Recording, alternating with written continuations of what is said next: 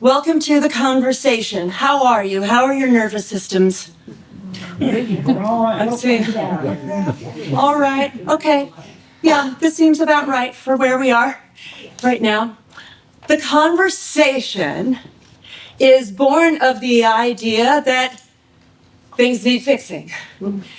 And while we may not be able to fix anything, we certainly cannot fix anything that we cannot talk about. The conversation is part of a series of events on the subjects of abortion, immigration, politics, and of course today's subject may be the most combustible of them all.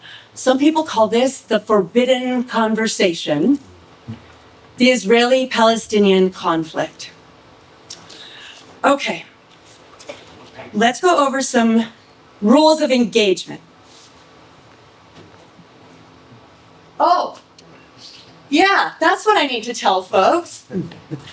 A portion of proceeds go to two wonderful organizations doing humanitarian work on the ground, as you can see, medical aid for Palestinians and Standing Together. Now, ground rules. Thanks for the help, Lexi. Our objective, oh, this is a big one, is not necessarily to agree, prove anyone right or wrong, or alter anyone's position.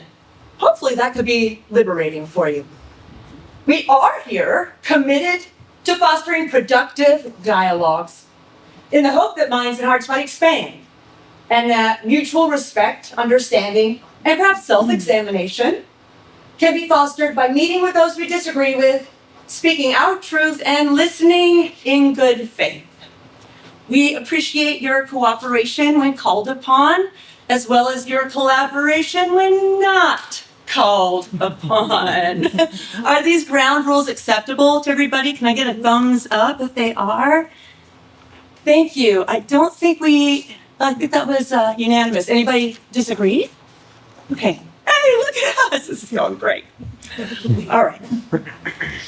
The format is going to go like this. I will invite 4 volunteers up onto the stage. Keyword volunteers, so if you just went like this, you're okay. Everybody is going to be included, however. We will have a format where we'll get to know one another a bit. We will approach today's topic through some art. We will share responses to that art. And then we will dive into the Israeli-Palestinian conflict conversation.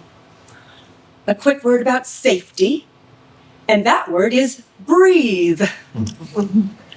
We'll start with a big breath together. I'll orchestrate it. As we do it, we can think of it as a communal clearing of the slate.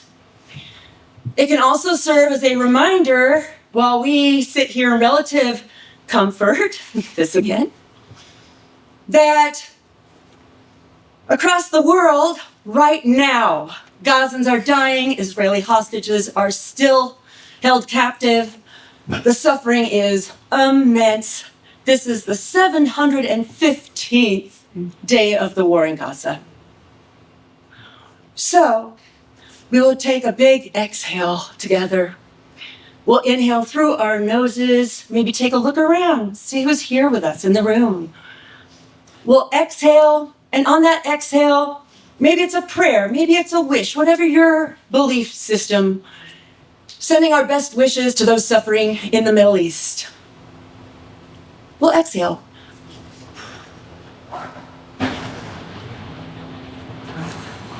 Inhale. Exhale. Thank you for that. A little reminder that this is a play, which implies that I am not who I am, nor any of the others involved. All right. Sergio has given me a list of 10 quick raise your hand if you agree questions that will help us to know who's here in the room with us. So will you raise your hand, please, if you are a mother? Thank you. If you're a father? Thank Thank you. If you are the child of a mother or a father. Look at what we have in common. Okay. Will you please raise your hand if you have ever served as a soldier? Thank you. If you have ever protested a war? Ooh, how about a war in the Middle East? This war in Gaza? Okay, thank you. Will you please raise your hand if you identify with being Palestinian? Thank you for being here. Of Arab descent? Thank you. Thank you. Muslim? Thank you. Will you please raise your hand if you identify as being Israeli? Thank you. Glad you're here. Jewish? Thank you. Will you please raise your hand if you worked in some way to further understanding of or end the Israeli-Palestinian conflict? Thank you. Will you raise your hand if you have cried at the news from the region since October 7th, 2023? Yeah. Before October 7th, 2023. Yeah. And finally, will you please raise your hand if you have lost someone you love to this conflict? I'm sorry, thank you. Okay.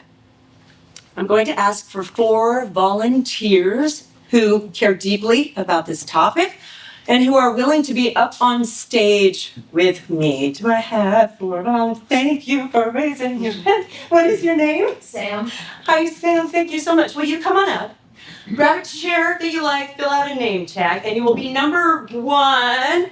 Yes, thank you for raising your hand. What's your name? Rima. Rima. Thank you. Yes, I'm Muslim and I'm Palestinian and my voice needs to be on this panel. I agree with you entirely. Thank you for volunteering. Have a seat. You're number 2. Yes, in the back. Hi, my name is Ariel. I lost an uncle and an aunt on October 7th, so Sorry. she's on that panel. Well, I want you to be on this panel as well, Ariel. Come on up. You will be This is number the- 3. To, Excuse me? encompass. Wait, if this is just another platform Okay, for the spreading hang on, of hang on. Zionist Wait, lies the about the time will butchery, definitely come to share your opinions. Right now, we're just assigning numbers. You're number 3. Please grab a chair that you like, fill out a name tag, and I definitely need a number 4, please. Thank you. What's your name? I'm Barbara. Hi, Barbara. Thank you for volunteering. It's quite dark over here. You all right? Come on up. Thank you. Find a chair, and please a round of applause for our great panelists. Thank you. Okay, we will start just with some introductions. So, in 30 seconds or less, my people on the stage here, please say your name, how you would describe yourself, and something that you want us to know about you right at the top. So, for example, my name is Amanda. I would describe myself as a work in progress, and something I want you to know about me. Well, what's in my heart right now is just gratitude for you volunteering, for all of you being here. So, Sam, you're number 1. Oh, okay. Hi, my name's Sam. I use they, them pronouns. I would describe myself as anxiously engaged. Okay. Yeah, and I think for now that's all I'd like you to know about me. Okay. Thank you, Sam. Rima. My name is Rima and I would describe myself as outraged. And I'd like you to know that I have lost family and friends to this slaughter. And I know the stories of hundreds, if not thousands, of Palestinians who are suffering through a whole new Nakba. Thank you, Rima. How many of them had any regrets on October 7th? No. How many Gazans do you know that were not celebrating in the streets on that day? Ariel, that might be a valid line of questioning for later. Right now, we're just introducing ourselves, and it is your turn. So, Ariel, go. You know my name, Ariel. I would describe myself as losing the faith, and by that I mean about this, whatever this is.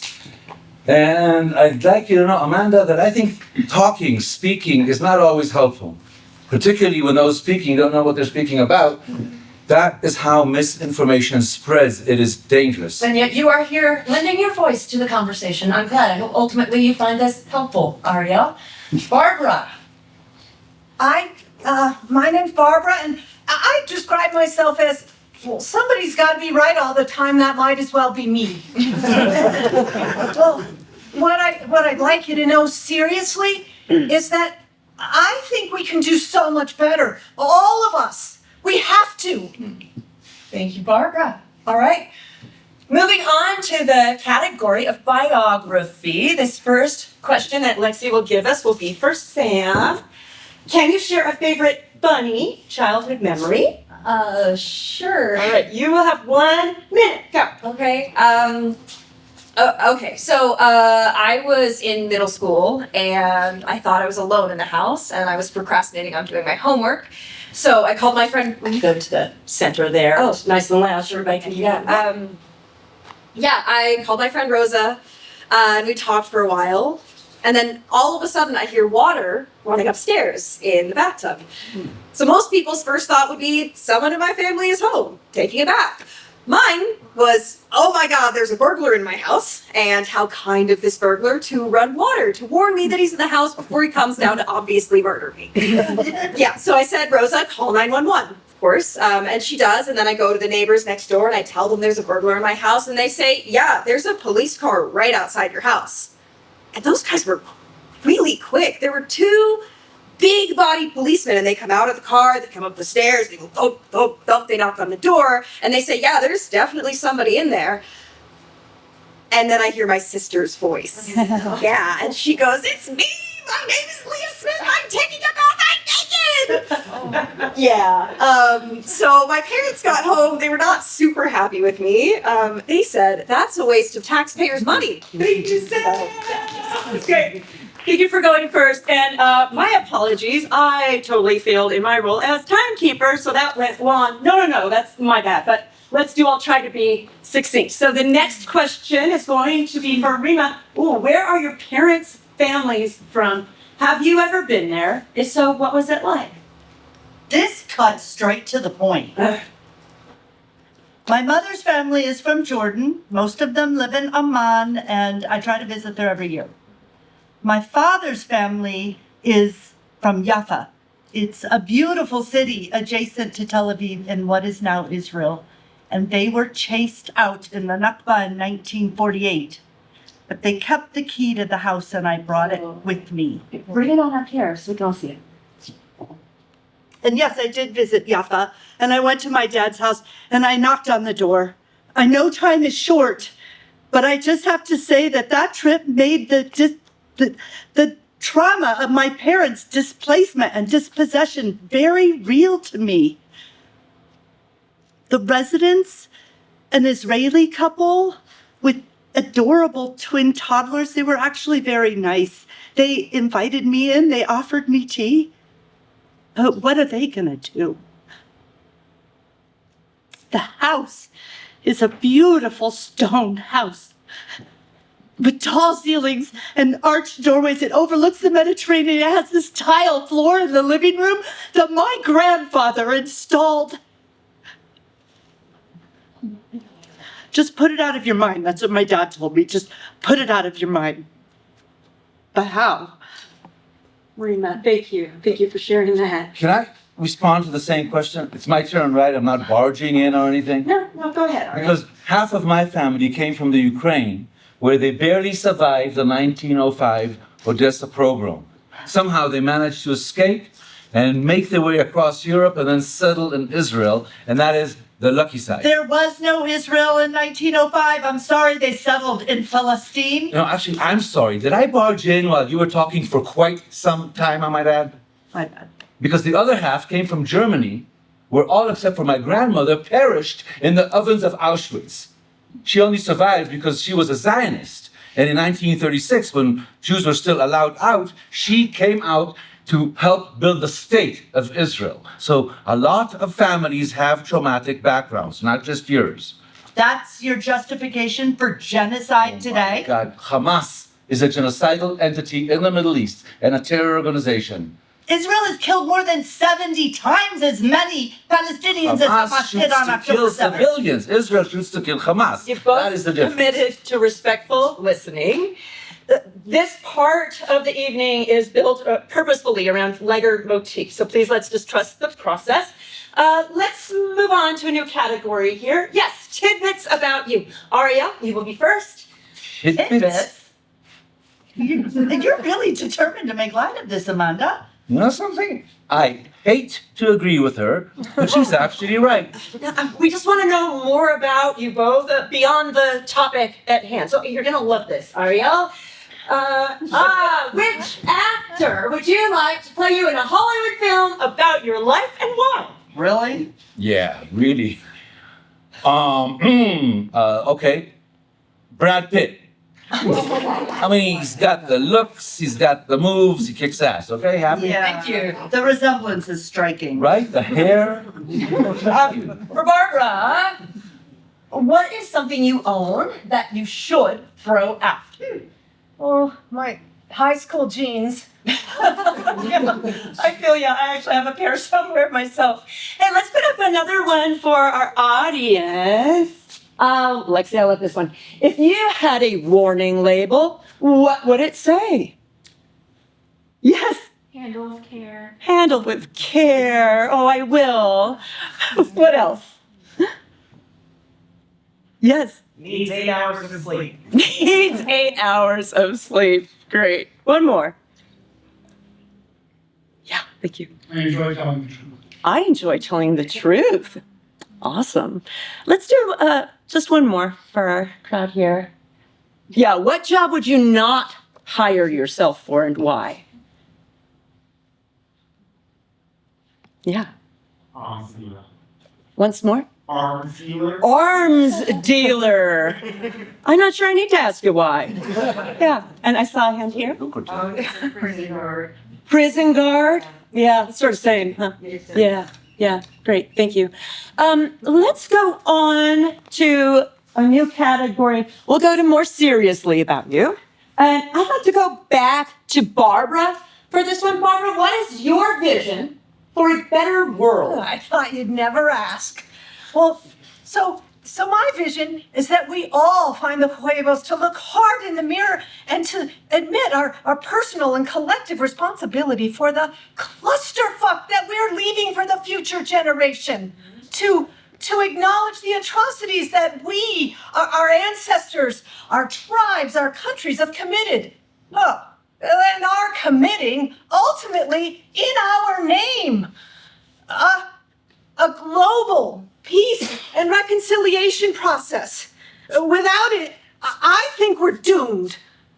Well, for example, if the people of Israel can't see and take responsibility for the horrors that they've inflicted on the Palestinians since October of 2023 and... Excuse me, Barbara, are you a Holocaust denier as well, or only an October 7th denier? Hold on, No, Ariel. seriously, you're talking about the horrors Israel inflicted on Palestinians since October 23. You're not even mentioning the word Hamas. You interrupted me. So, Before I could say, and if the Palestinians can't see and own the atrocities committed by Hamas and many Gazan civilians on October 7th, capiche? You see, if both sides can't take responsibility for the things that they did or were done in their name, well, there's no chance for resolving anything. Okay, your question is, what is your vision for a better world? So let's keep it in the positive. Oh, that is fucking positive. Well, it is. Taking responsibility for our share of the horrors is good. It's acknowledging the truth. And while that may not set us free, it just might make us trustworthy. Worthy of trust. Trust is everything. And you can't trust anyone who won't acknowledge their shit. So my vision is that we all get real. We confess. Be forgiven. Forgive. And then get to work. Thank you, Barbara. Great. Okay, for Sam, in the category of being here, do you think difficult dialogues between people of opposing views help us better understand, respect, and get along with each other? Why or why not? Well, I agree with you, Ariel. Talking can be dangerous if people are misinformed or misuse the platform. But I don't have a better idea, and I don't think anyone else does. Yeah, so the alternative is to drift further and further apart in bubbles of unchallenged narratives. So yeah, I think conversations are absolutely necessary. Thank you, Sam. For Rima, how often do you engage in dialogues with folks you strongly disagree with? Well, I argue with folks all the time about America's role in the genocide. But I wouldn't call that dialogue. Mostly we just yell at each other. Do you have productive dialogue with folks? I used to on issues like voter rights, affordable housing. But I've lost patience. All I care about now is Gaza. Gaza. Gaza. And like you said earlier, that's a forbidden conversation. Anyone's stance on that issue instantly makes them my friend and comrade or an evil enemy. Actually worse, subhuman. And that's your opinion of me. Isn't that your opinion of me? Does anybody else find this issue to be just utterly unaddressable? No. Some. Why is that? Why is it so polarizing? Yeah, go ahead, Sam. I think it's impossible for people to see themselves or their loved ones as being pure evil. You instinctively make up or buy any nutty theory that will excuse or justify your side's actions. How often do we hear the parents of a teenage mass shooter describe them as an angel? They would never do anything like this. I think it's impossible for a mother to accept the fact that her child could behave like a barbaric, murderous animal. Like after October 7th, some Palestinians denied any sexual violence Hamas committed. Some said Hamas only killed Israeli soldiers. Some even said it was actually the Israeli forces who shot and killed the Israeli civilians on that day. Okay, but before anyone accuses me of one-sidedness, the Israelis constantly argue how absurd the accusations of genocide are because they never gassed civilians in Gaza. They seem utterly unable to acknowledge the fact that they killed over 65,000 people so far, the majority of whom were non-combatants. That they are responsible for the largest cohort of child amputees in the history of modern warfare. That they are deliberately depriving 2 million people of the physical means to survive. Gaza is experiencing a man-made famine while hundreds are being mowed down, trying to reach the paltry amount of food Israel allows in. But they refuse to acknowledge it because I think it's too much to accept. So the brain locks into a state of disassociation and mentally disconnects from reality. Or it goes into moral disengagement, when you cope with guilt by denial, distancing yourself from the consequences of your actions, convincing yourself that it wasn't your fault, or often that it was the victim's fault. We basically shut out facts about atrocities our side commits, and we label them anti-Semitic, Islamophobic, politically motivated, whatever, in order to preserve an image of ourselves that we can live with. How old are you, Sam? I was just about to ask. Swear to God, I wanted to ask. I just felt that it wouldn't be appropriate here in Colorado. I will be 21 next year. Oh, well, fuck me sideways. Well, she can't order a beer yet. She has no business knowing so much. I can say them. Oh, I'm sorry, Sam. Let's close out this category. This one will be for Ariel. If you could remove a single prejudice from the world, what would it be and why? Oh, okay. Sam? Anti-Semitism in all of its forms and manifestations. Yeah, Allah. Anti-Semitism has been nuclearly weaponized to demonize any criticism of Israel. Such bullshit. It may actually be anti-Semitic in itself. Okay, hang on. Let's take this to the broader group because certainly this is a hypersensitive topic right now. I'm interested, by show of hands, how many of you think that criticism of Israel can be an expression of anti-Semitism? Can be. Can be. I see some. Okay. Thank you. How many of you think that any criticism of Israel is an expression of anti-Semitism? Well, that's a lot of agreement. Okay. Will you please raise your hand if you believe that criticizing Israeli policies is legitimate? Again, a lot of agreement. Okay, thank you for that. But I don't understand the line here. There are atrocities all over the world, right? Against the Rohingya population in Myanmar. There's ethnic cleansing in Sudan. There's major human rights violations in Haiti. The only thing the world can talk about is Israeli oppression of Palestinians, while at the same time, all over the world, including here in Colorado, in Boulder, of all places, Jews are being attacked, firebombed in broad daylight by a man screaming, "Free, free Palestine." So can we at least agree that anti-Semitism is a real problem? Show of hands. Of course. Thank you. That it's on the rise, that it needs to be combated. Here. Thanks. What happened in Boulder is horrific, and I condemn it.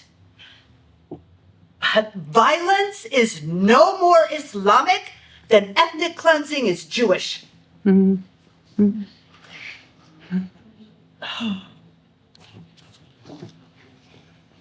Thank you, Rima.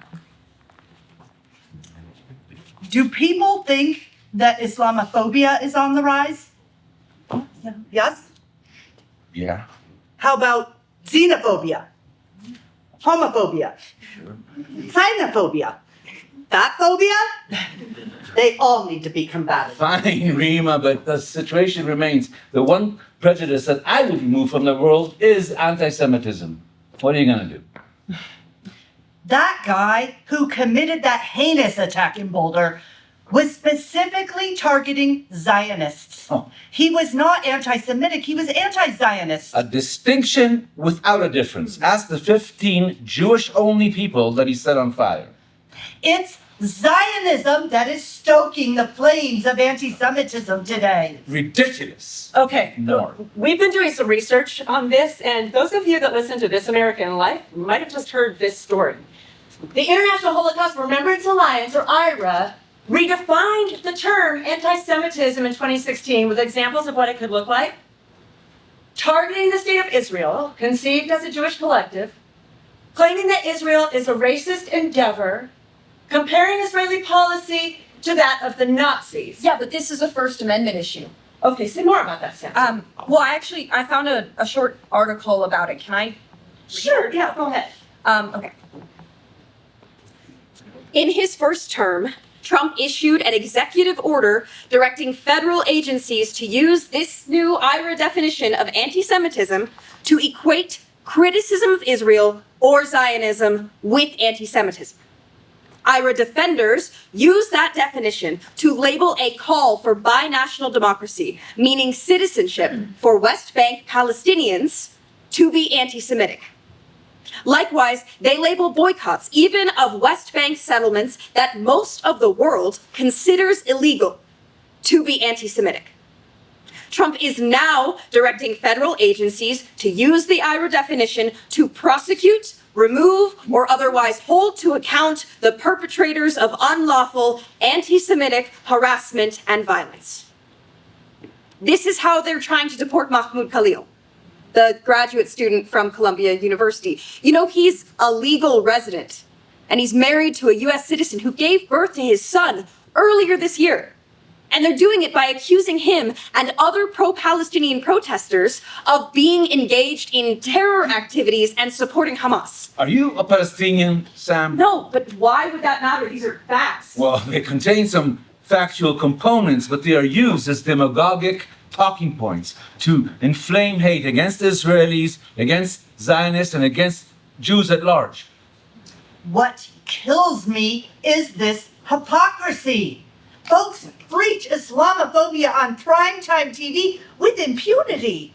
But if I say shooting starving civilians lined up for food is a crime, you hear anti-Semitism? The hypocrisy about the sanctity of life is sick.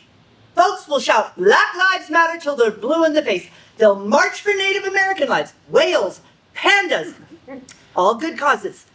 But has anyone here ever said the words, Palestinian lives matter? Even when a full-on genocide is happening right before our eyes. Love of Allah, would you please stop calling it a genocide? What do you want us to call it? What it is, what? Unintended killing en masse? No, self-defense, that's what it is. Call it Sesame Street. Just stop doing it. Well, I say Palestinian lives matter. I agree. Palestinian lives matter. Ariel? What? Look, I don't disagree. Can you say it? Palestinian lives matter. Now, Amanda, here's the question. How come you're not asking her to say... Israeli lives matter. Jewish lives matter. Happy? Palestinian lives matter. Muslim lives matter. Are you happy? Not happy, but better. Okay, do you just want to take it outside and finish it one-on-one? Hey, if you don't blow up my phone or come at me with a drone, I'll kick your ass. Oh, Rima! Wow, I'd be very careful with that phone of yours. Careful. Good to see you two can still laugh. Well, I am inspired by that, and I'd actually like to say it. And if you want to join me, repeat after me. Palestinian lives matter. Palestinian lives matter. Israeli lives matter. Israeli lives matter. Muslim and Jewish lives matter. Muslim and Jewish lives matter. Thank you. Rima, I think I understand what you're getting at. The magnitude of death and destruction in Gaza is having very little impact on the world, but I don't think that's because people think Palestinian lives don't matter. People are simply overwhelmed. We feel hopeless, and so we just tune out. We have no attention spans anymore. So, like, when I see the devastation in someone's post, I respond with a sad emoji. I might even go full out activist and share. And then I scroll on. And that's exactly what my entire generation does. That's, yep. Thank you, Barbara. The world scrolls on. It's exactly right. And I'm no better. My activism for women's rights in Afghanistan is just like that, totally based on random web browsing. It's shameful. Well, I think that many of us can relate. How many of you wonder if your activism is ineffectual? Yeah. We're going to pivot. We're going to look at some arts activism next. For this, I'd like you to find a partner, preferably somebody you don't already know. If that strikes terror into your heart, I'm going to tell you what you're going to do with this partner first. We're going to look at a prologue from a play by an Israeli playwright, then hear a poem from a Palestinian poet. In your partnership, you are going to speak about your emotional response. So not your politics, right? Your emotional response. Partner one will speak for 1 minute uninterrupted. So it's not a conversation. It's certainly not a debate. I'll call a switch, and partner two will speak for 1 minute uninterrupted. The last detail I want you to keep is that I'm going to ask you to be listening for what strikes you about what you heard and to report it out afterwards. What did you hear rather than what did you think? Everybody understand? I'll remind you when we're there, but right now is the time to find that pair. Feel free to get up and move if you want to. You can do some of this. I will tell you that nobody has been rejected if they've asked somebody to be partners, so be brave.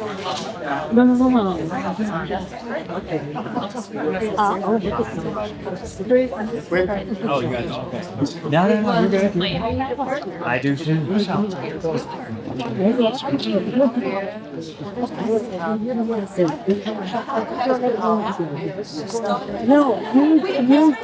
You need a partner. They're okay. There are two here? Yes, yes. Anybody else need a partner? Oh, I've got. Are you in need? You need to for a moment. Yeah. We're okay. I see awesome negotiation happening. Is anybody still without a partner?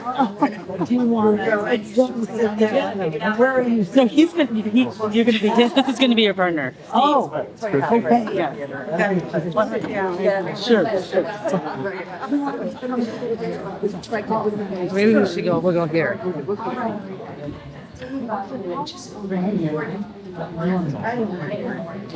I love it. I love it. Might be the other And that is excellent timing for a cell phone to go off. So let's take this opportunity, silence cell phones if you haven't already done so. I also want to let you know, you see the cameras here? That's to help me. That's to help Amanda and so that we can get more people filling in for Sergio.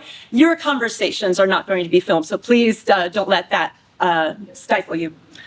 Okay, here we go.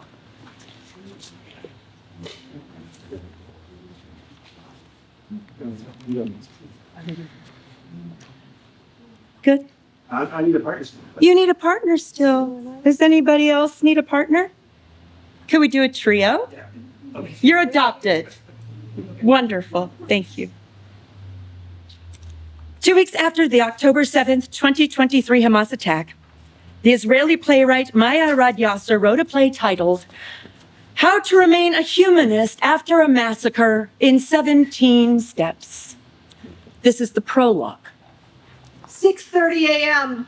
A woman is in bed, sleeping. The dog barks. Why? He probably hears something from afar. A siren which intensifies like the trickling of the first rain, which all at once turns into a flood. The flood. She jumps out of bed, runs to the next room, tries to wake the children. They are not waking up, not awake enough to get up and run. She carries one to the bed of the other and lays over them as a human shield. The dog calms down. She curses and she prays something like, Dear God, protect my babies from those motherfuckers. The dog is barking again. he probably hears the gate opening. Because a few seconds later, there are loud bangs on the door. Bang, bang, bang. Loud bangs as if someone is looking for shelter from the first rain that became a flood. Bang, bang, bang. It's open. The dog is barking. Bang, bang, bang. The door shakes from the force of the fist. The siren goes down and up. Bang, bang, bang. Open up. It's me. It's the neighbor's voice. It's open. Open up. It's me. There is no neighbor in the world that she will abandon her children for, right? Why is this neighbor placing her in this dilemma anyway? All the years of their upbringing prepared her for this moment. Is this her destiny? No, this is a hermetic point in time. This is biology. Nobody can beat biology.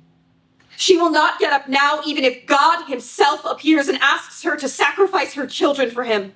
And even then, she will laugh. They are not Isaac. Bang, bang, bang. Open the door. It's me. But the door is open. Why doesn't she just open it? Can anyone even hear her shouting? How can anyone hear anything with the sirens outside wailing like hyenas? Boom, boom, boom. Open it already. Just press down on the handle and open it. Why are you shouting, Mom? Breaking news.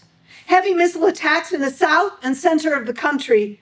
Following the missile attacks, the Air Force and the Southern Command placed on high alert. The forecast, a slight drop in temperature. Everything is fine, my sweet boy. We have a strong army. Will it win? We have an iron dome. Does it cover the sky? Across the border, there are people who just want to live in peace as well. Don't forget that, my sweet boy.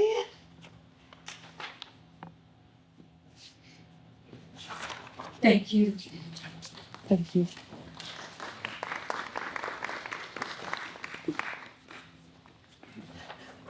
Triggered. I'm just so triggered. I'm sorry playing the mother when she bundles the kids. Yes, in fact, that is a mantra through this play. The playwright says over and over again, there are mothers on the other side of the fence as well.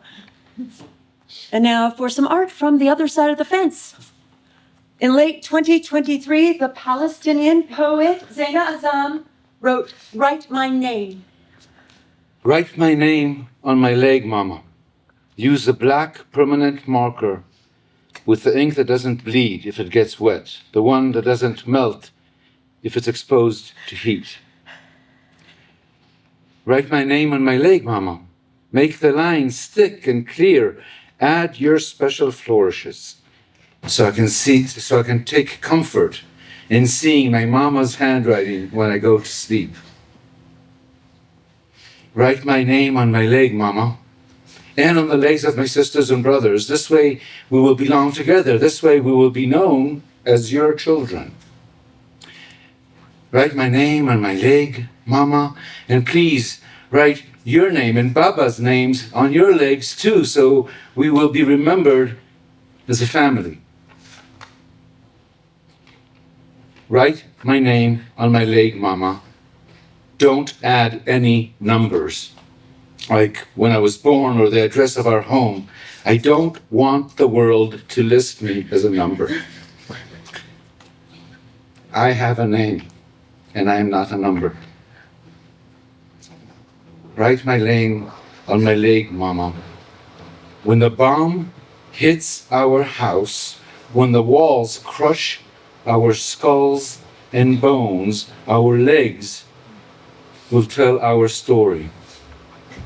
How there was nowhere for us to run. Thank you, Ariane. Okay, that breath is there for you anytime you need it. Sorry, I just need to do this.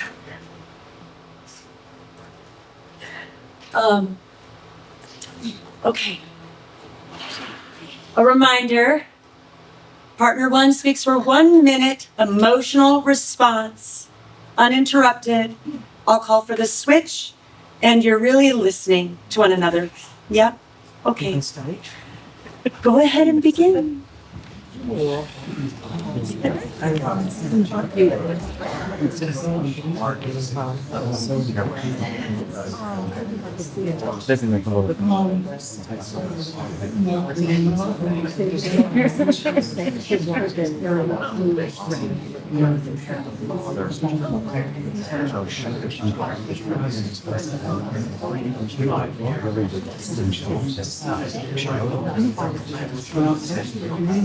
For both hearings.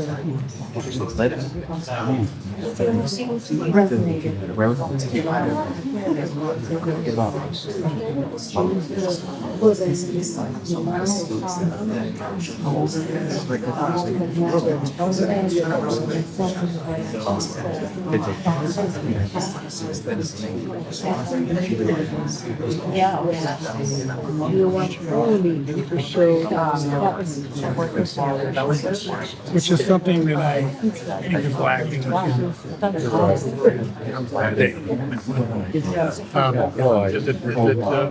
I hate to interrupt. It's time to switch speakers.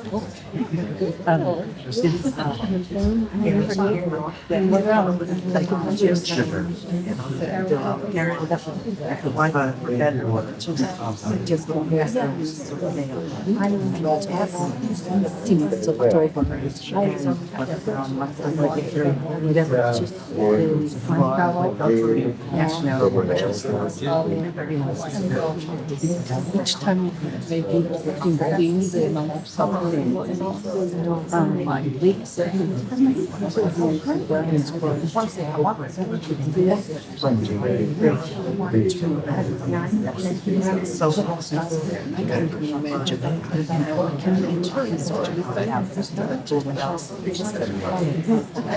A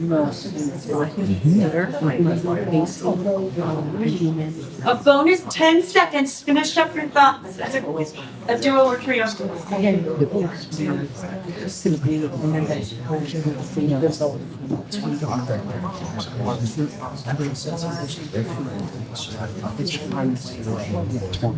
Okay.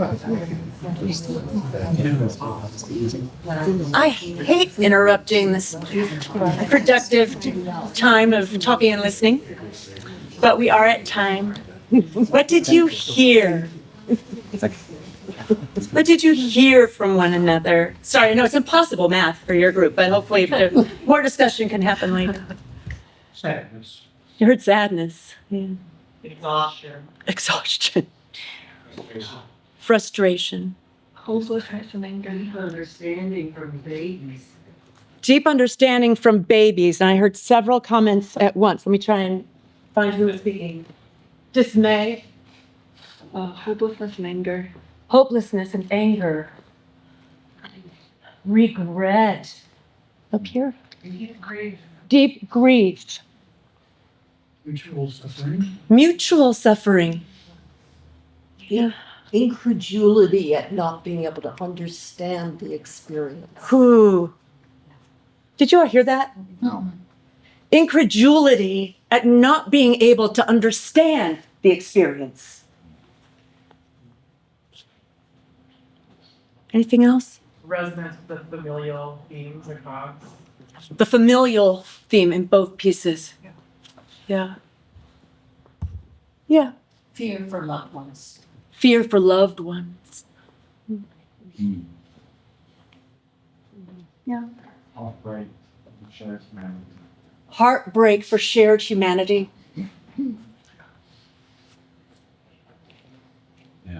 The emotional impact of the drama of it as contrasted with these statistics. Scroll on. Did you hear that? The emotional impact of the art versus the data, the statistics for which the world scrolls on. Did I represent that well? Okay. Very well.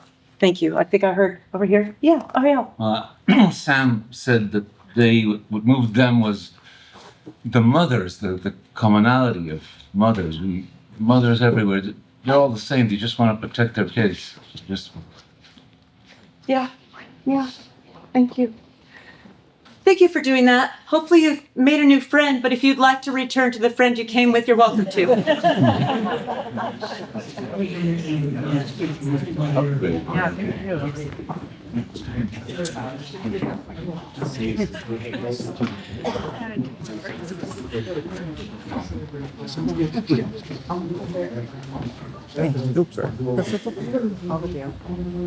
Thanks for your vulnerability. Appreciate that.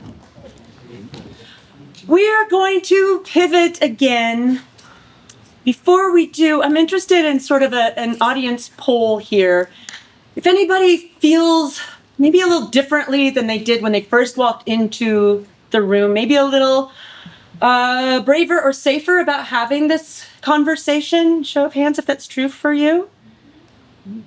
Mostly impact on this side of the audience for some reason.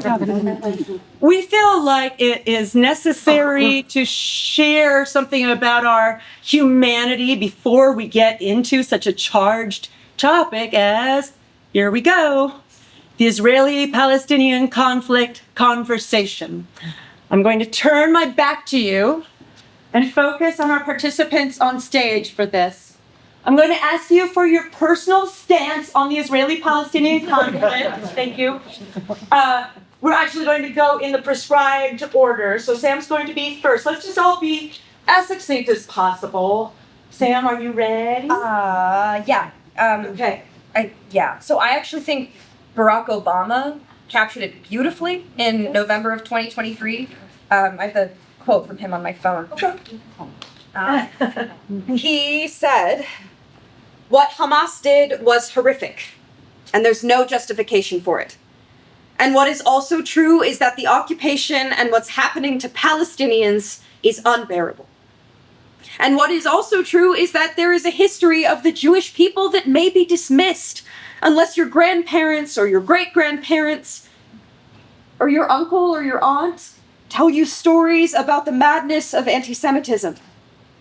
And what is true is that there are kids right now who are dying, who have nothing to do with what Hamas did. But the problem is that if you were dug in on that, well, the other side is dug in, remembering the videos Hamas took of what they did on the 7th, and they're dug in too, which means we will not stop those kids from dying. And personally, I just think we have to acknowledge more than one truth at a time. Caring for innocent civilians does not make someone a Hamas sympathizer. Just like being heartbroken about the Israeli hostages doesn't mean you can't oppose shooting starving Palestinians lining up for food. And to what you said, I can't scroll on. I watched all of the videos Hamas took of the massacre on the 7th.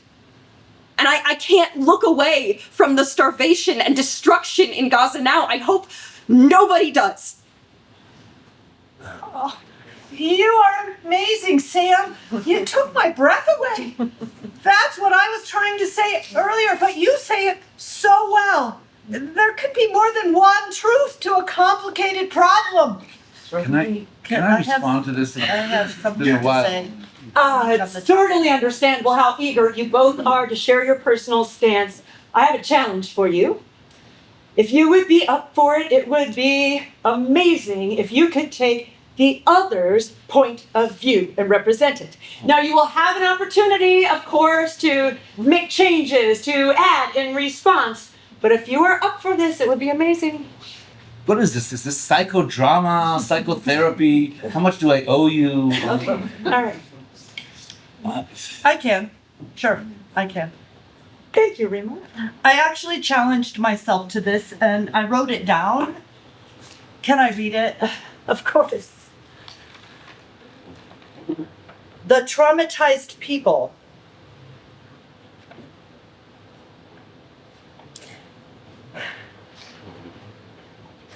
We, the Jewish people, have thousands of years of documented history between the river and the sea.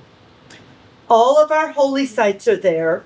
We have been exiled repeatedly, but never gave up our right to inhabit it. The atrocities and anti-Semitism in recent centuries, the pogroms, the Shoah, the Holocaust, when millions of our people were systematically murdered as part of a state operation called the Final Solution to the Jewish Problem, have proved beyond any doubt that there is no safe place for Jews in the world, and that a Jewish state with rights and capabilities to protect Jews worldwide is just and necessary. The international community backed our claim, and the UN passed the partition plan in 1947. Israel immediately declared independence accordingly, accepting the terms of the UN plan, and within moments it was attacked from all sides by 7 Arab countries. We're talking about less than 1 million Jews surrounded on all sides by hundreds of millions, tens of millions of Muslims with trained armies that attack simultaneously with the stated objective of total annihilation. The thing is, we won. And they have the gall, the chutzpah, to call this a catastrophe, a nakba, when they brought it on themselves. And then in 1967, we won again. And though they surprised us in 1973, mind you, on the holiest day of the Jewish calendar, Yom Kippur, and nearly succeeded in throwing us into the sea, yet again, against all odds, we won. We've established a world-class pluralistic democracy. The Israeli peace movement, for example, has been vocal and present since the 80s. The whole world saw millions of Israelis calling for peace repeatedly through the years. We've achieved singular successes in academia, finance, agriculture, industry, arts, not to mention technology. We're called the startup nation. And through this entire time, all they want to do is exterminate us. Let's be honest. If the IDF had not stopped Hamas on October 7, how many Jews would be alive between the river and the sea today? 0. Has anyone here ever seen a Palestinian peace demonstration? The only things you ever hear from the Palestinian public are calls for a violent intifada, calls for a genocidal jihad, and non-stop complaints of victimhood. October 7 is the ultimate proof, along with Iran's decades-stated intention of totally annihilating the state of Israel. We are not the oppressors here. We're the victims. And we have every imaginable moral justification to fight for our survival and our right to exist.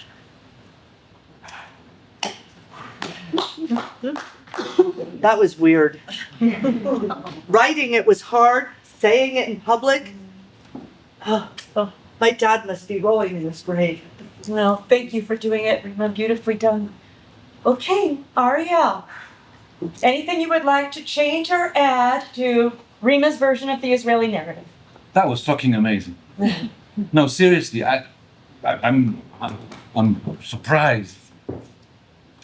You expected an anti-Zionist, anti-Semitic rant? I don't know what I expected, but you completely got the sentiment and the history too.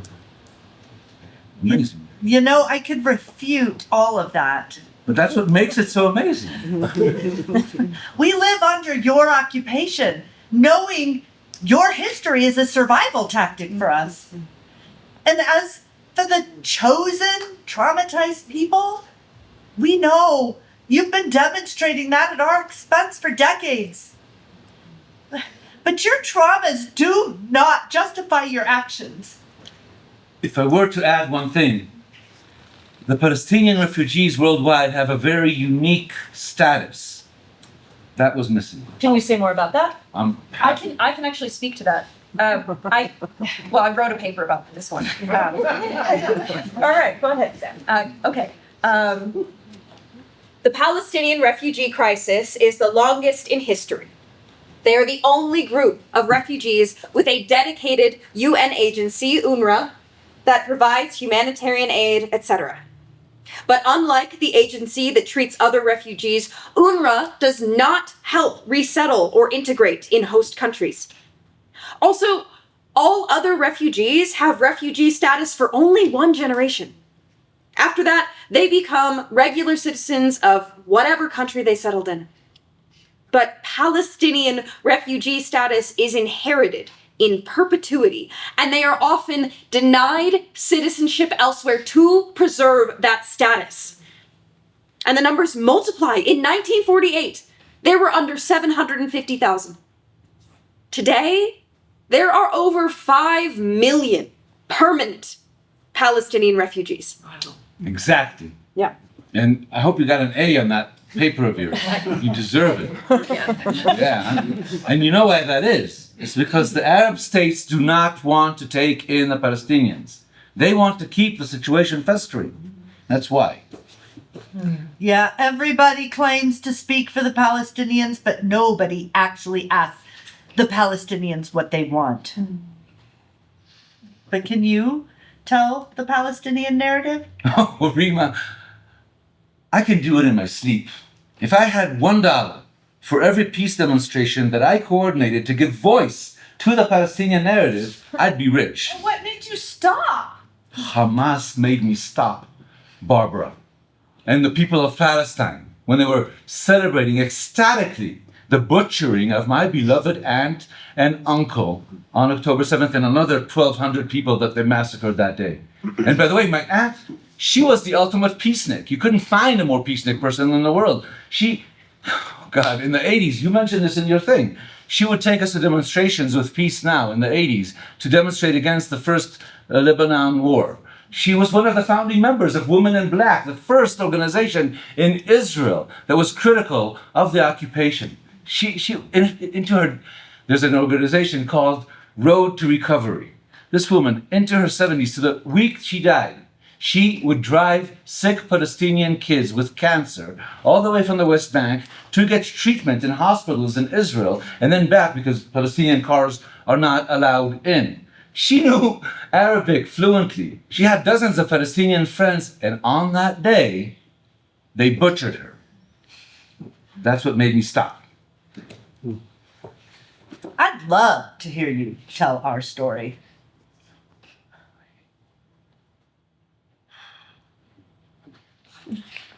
We, the invisible people. For generations, we, the Palestinian people, have been living under occupation. We do not control our borders, our resources, or our lives. Our days are dominated by military checkpoints and savage settler violence. We don't know if our homes will be demolished or raided in the West Bank or bombed if they haven't already been bombed in Gaza. And we don't know if it will happen in 2 months, 2 weeks, 2 days, or 2 minutes, or 2 seconds.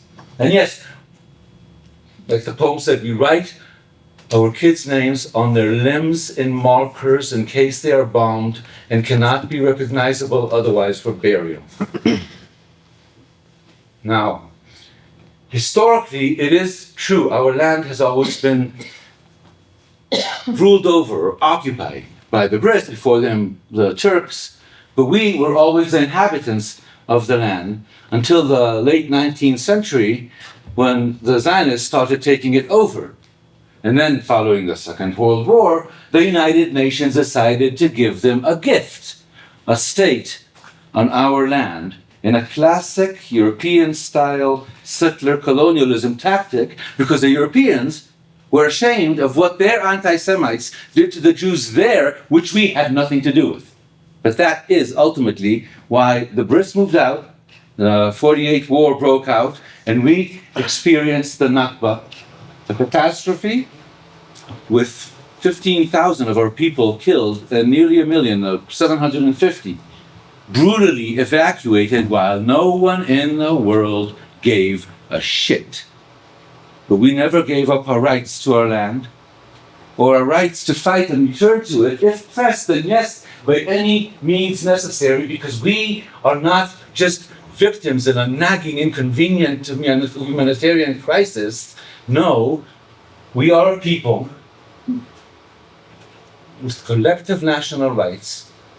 And our resistance, even our violent resistance, is not terrorism in a bubble. It is a response and the product of decades of dispossession while the world scrolls on, as you said, Barbara, which it does, except every time we engage in violence. Those are the only times anyone takes note of our existence, and that too only to label us as animals, barbarics, subhumans.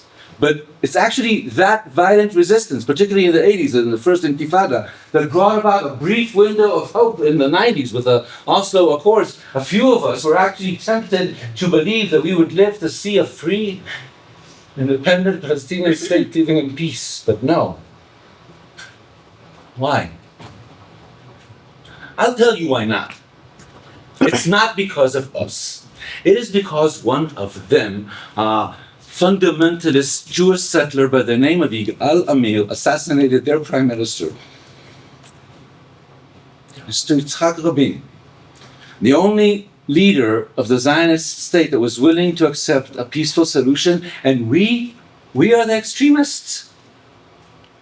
But now, or since October 7th, the selling of this ongoing, and I'm just going to say the word, genocide, The sending of this ongoing genocide to the West, that is their crowning achievement. Convincing the entire world that a people is not a people, apartheid is not apartheid, occupation is not occupation, and dehumanization is not dehumanization, with now October 7th serving them as a all-time for eternity proof that Palestinians equal terrorists, and by that I mean all Palestinians. In recent months, reduced to bones draped in skin, even babies, terrorists. So it follows that no humanitarian aids or human rights are justifiable.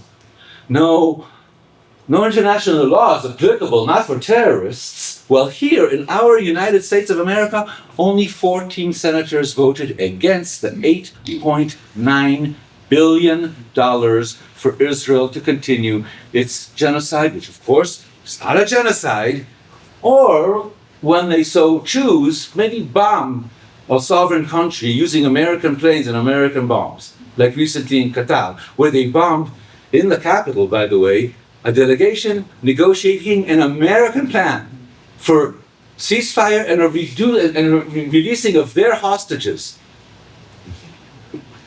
I don't even know where to go. There's so much here.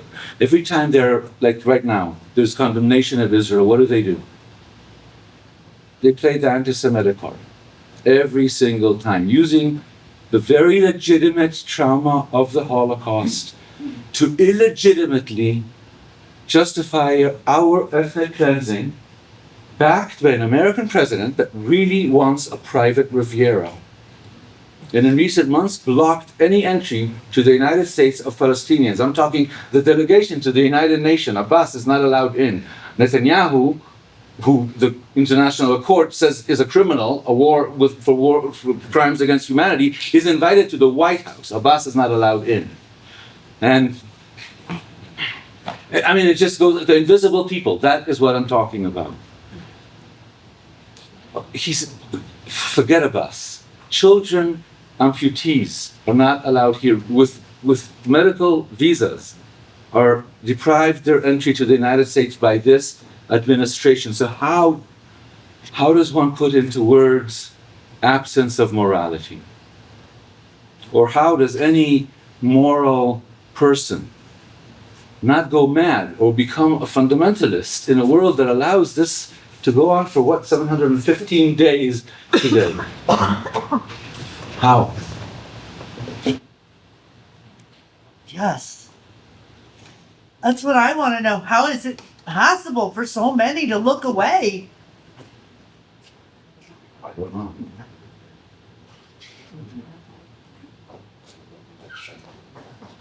Gloria. Can I add something? Where did you find them? Sure. Thanks. Actually, a few things. First, Rima, Palestinian violence towards the Jews started way before the occupation and before Israel even existed. During the disturbances of 1929, Palestinians coordinated numerous attacks on Jewish communities, killing hundreds. These were not in response to Jewish oppression. They were the product of anti-Jewish rumors that Jews were planning to take over the Al-Aqsa Mosque. Are you Israeli, Sam? No. Jewish? No, but why would that matter? These are facts. Listen, secondly, since October 7th, Hamas in Gaza is being used as a distraction to kill and expel Palestinians in droves. Allow illegal Jewish settlers to harass, burn homes, steal herds, and take over even more lands under the Israeli army's protection, not in Gaza, in the West Bank. Netanyahu's government just enlisted 50,000 more reservists to take over Gaza City. And at the same time, he approved building 3,400 new housing units in the heart of the West Bank. And it looks like they're planning to annex it with Trump's backing. Are you sure you're not a Palestinian, Sam? I am sure, but why would that matter? These are all facts. Look, so far in this war, 65,000 Palestinians have been killed, of which over 22,000 are children. 2,000 Palestinians were killed and 14,701 were wounded while they were seeking humanitarian aid. And 313 died of starvation, of which 125 are children.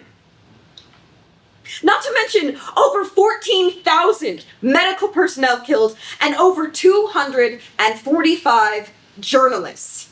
And while that may not sound like a lot, it is actually more than in World War I, World War II, Korea, Vietnam, Afghanistan, Yugoslavia, and Ukraine combined. How old did you say you were?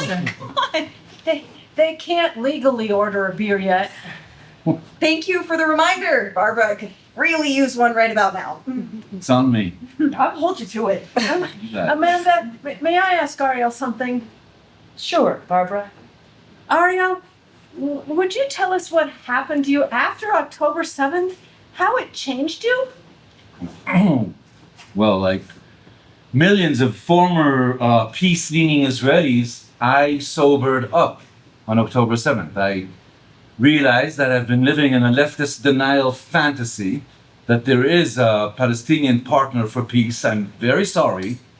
There simply isn't. And I realized the Palestinians can come to the same conclusion about the Israelis. It doesn't matter. The bottom line, the brutal truth is that this is an us or them situation, and it must be us.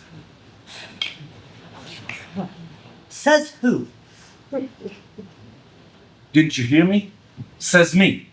There are 2 billion Muslims in the world, Rima, living in 50 Muslim majority states. And there's only one sliver of a state for the 15 million Jews in the entire world to call their national home. So me, I say this unapologetically, it must be us. Sorry.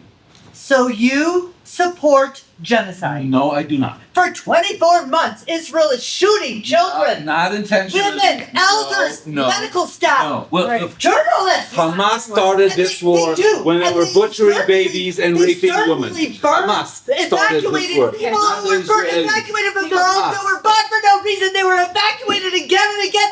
Take it to Hamas! Oh, Zionism is a crime against humanity. You committed to respectful listening. You are not hearing each other. If you can't hear each other out, you will have to leave. Are you okay? No. Can you stay? Rima? Yeah, I'll stay. Thank you. Sure. Thank you, Ariel. Let's put up the Dayan slide. I'm gonna take us in a different direction. Maybe this will help us to reset.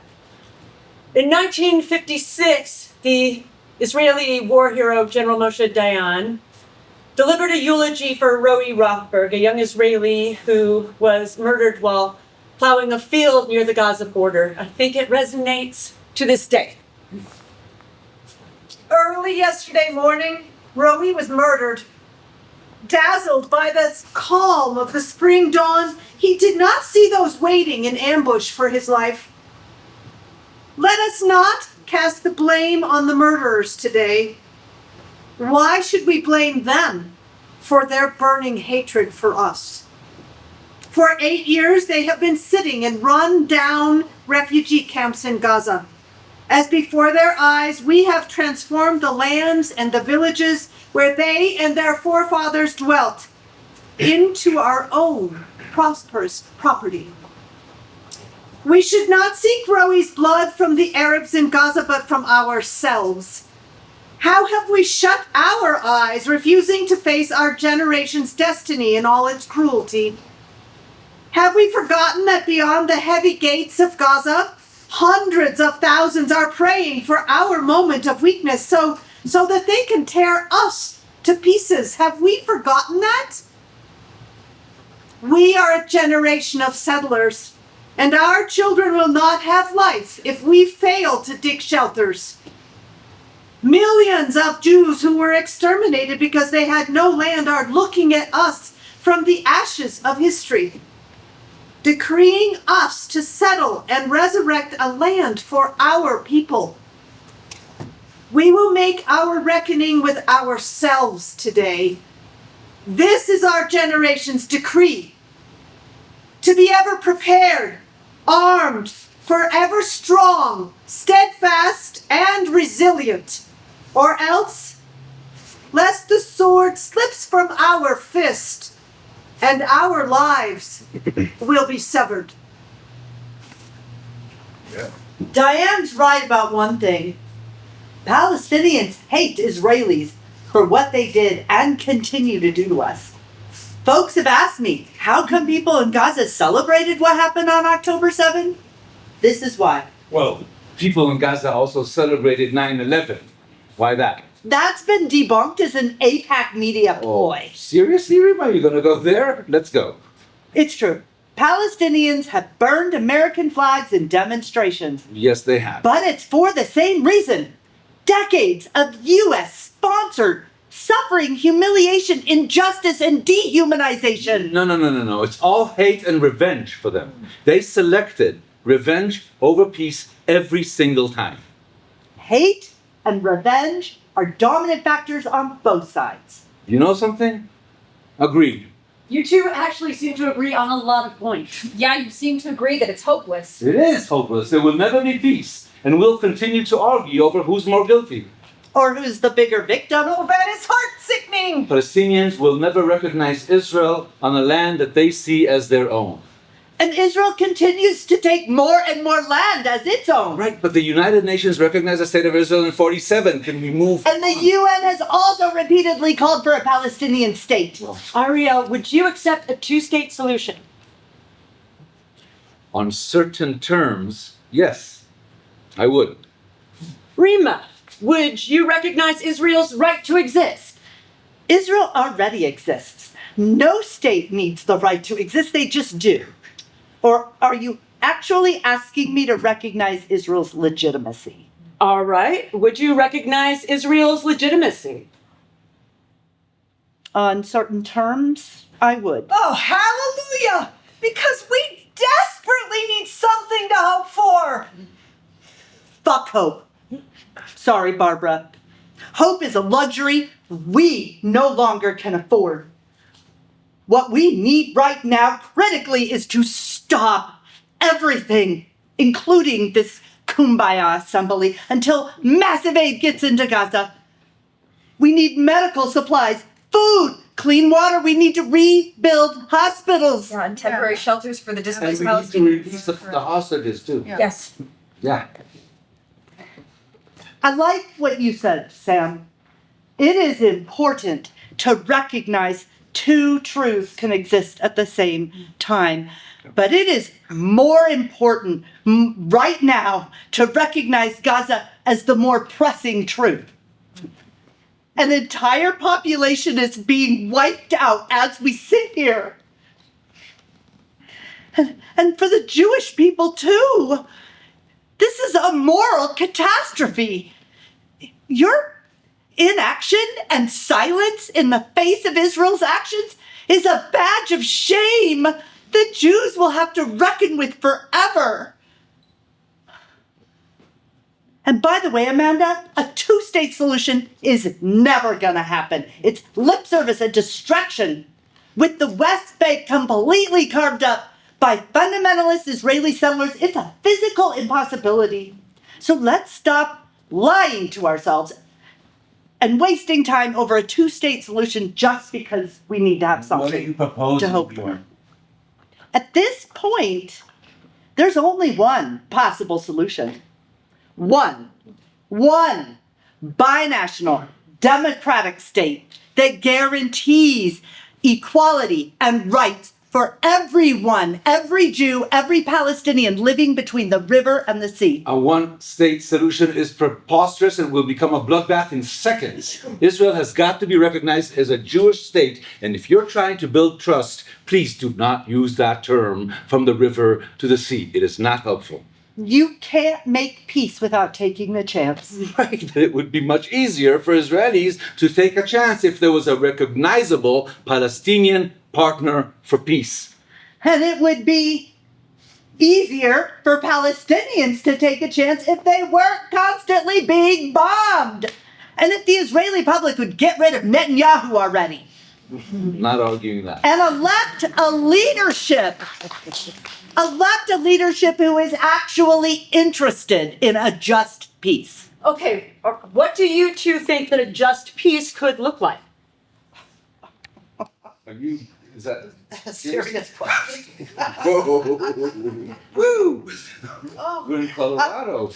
All I know is a just peace will not look like an American-owned Riviera on a land ethnically cleansed of its indigenous population by Israeli soldiers using American weaponry. I'm very sorry, Amanda. The Just Peace boat has long sailed and sunk. Oh, don't do that! Don't make light of it! Making peace is not for pussies! But without it, our children literally will have no future. Oh, and it's gonna have to involve all of us. We have to, even in the U.S., take responsibility for our role in this. Both of your peoples have to own your lust for blood. It's almost as if this entire conflict was fueled by fervent passion, not for life, but for revenge. Enough! For the love of God, stop it! Wallowing in narratives is futile. Everyone has suffered. Oh, and everyone has done terrible, unspeakable things. Oh, everyone is right, and everyone is certainly wrong. And who cares if it started in 73 or 68 or 49 or 29 or fucking Genesis? People are suffering now.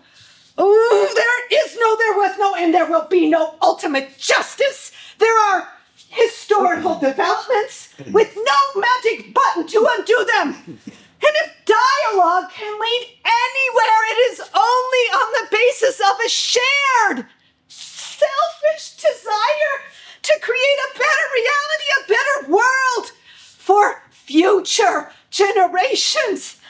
Oh, for us to stop and say, oh my God, what have we done? And then get to work. Thank you, Barbara, for that refrain. Get to work. Well, I can't think of a better note to end on, and we do need to end. First, I want to ask those of you on stage if there's anything else that you feel you must say before we depart. No. Rima, who did you lose in the conflict? My cousin Hanan and her daughter Jamila. Ariel, what were the names of your aunt and uncle? Judith Weinstein, Gadi Chagi. Thank you both. As dark as things are, there is hope. I'd like to end with two quotes, one by an Israeli, one by a Palestinian. Ma'uzi Noam and Aziz Abu Sarah have suffered immense personal loss to this conflict, but they have not lost their humanity. They have united over 60 Palestinian and Israeli organizations under the banner of It's Time. There are two peoples between the river and the sea. There will be no security and safety for one without the other. There will be no recognition and acknowledgement for one if not for the other. If there is no equality and dignity for both, there will be neither for anyone. Ma'oz Inon. Don't divide us because we're Israelis and Palestinians.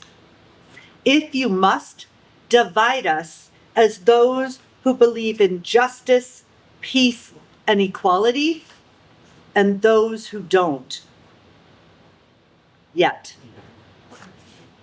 Aziz Abu Sarah. Indeed, it's time. Please exhale the air from your lungs.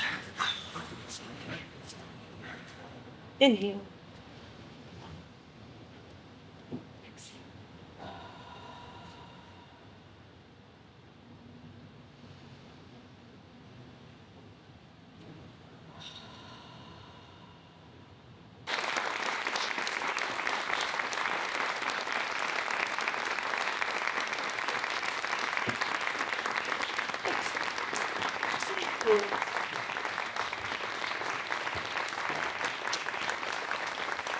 Thank you so much.